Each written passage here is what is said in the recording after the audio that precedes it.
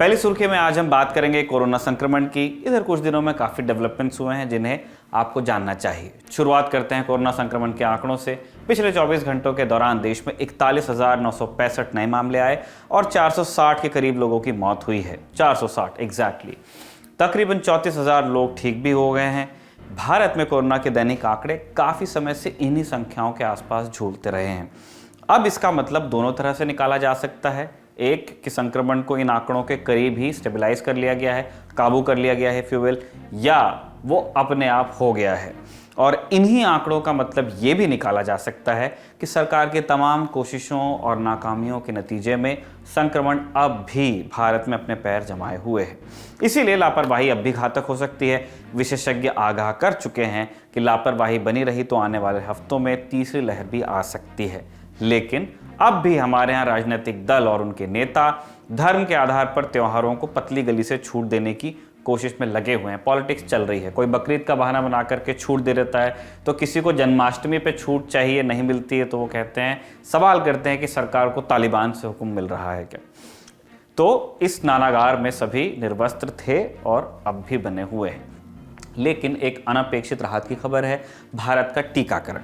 आखिरकार टीकाकरण अब उस रफ्तार को छूने लगा है जिसकी ज़रूरत है। 27 और 31 अगस्त को 1 करोड़ से ज़्यादा खुराकें लगी।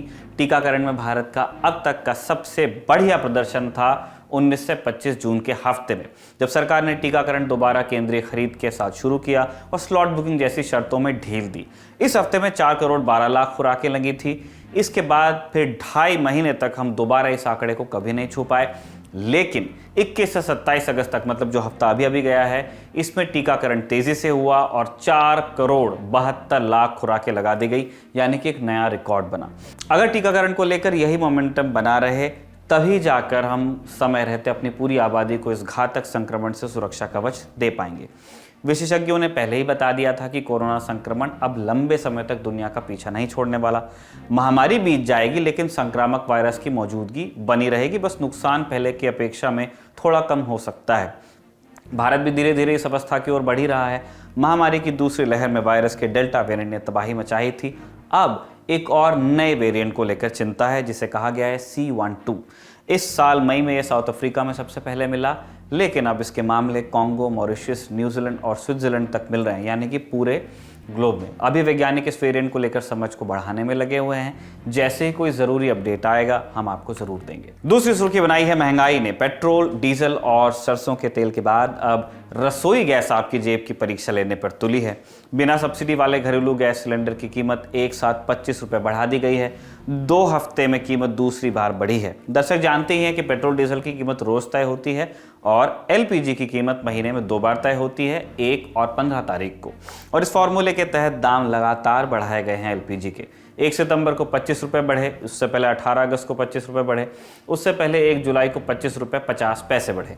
मतलब 2 महीने में आपकी जेब से उतनी ही गैस के लिए 75 रुपये अलग से लिए जाने लगे। और ये सिर्फ घरेलू गैस के मामले में है, जिसके सिलेंडर में 14 किलो 200 ग्राम गैस आती है।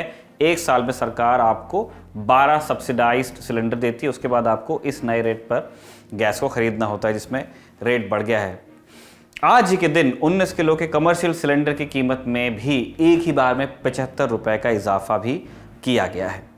तीसरी सुर्खी बनाई है इन्फोर्समेंट डायरेक्टरेट ईडी माने प्रवर्तन निदेशालय ने एजेंसी नारदा स्टिंग केस में कोलकाता की prevention of money laundering act माने पीएमएलए कोर्ट में चार्जशीट दाखिल कर दी है। इसमें ममता कैबिनेट में परिवहन मंत्री फिरहाद हकीम, पंचायत मंत्री सुब्रत मुखर्जी, पूर्व मंत्री मदन मित्रा, कोलकाता के पूर्व मेयर सोवान चैटर्जी और आईपीएस अधिकारी एसएमएच मिर्जा को नामजद कर लिया गया है।